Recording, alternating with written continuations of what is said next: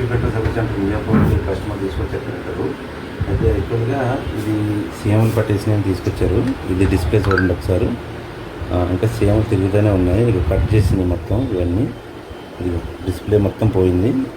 Okay, ఇదంతా ఇది మొత్తం సీఎంలు పట్టేసినవి. రోలర్స్ కూడా మధ్యలో ఇంకా సీఎంలు మొత్తం తినేసినవి. ఇవి మన న్యూ ఒకటి వేసిన హెచ్పి ఒరిజినల్ది. ఓకే, న్యూ ఒకటి ఇన్స్టాల్ చేస్తున్నప్పుడు మా దగ్గర కూడా ఒక ఓల్డ్ క్యాటరేజ్ ఉంది.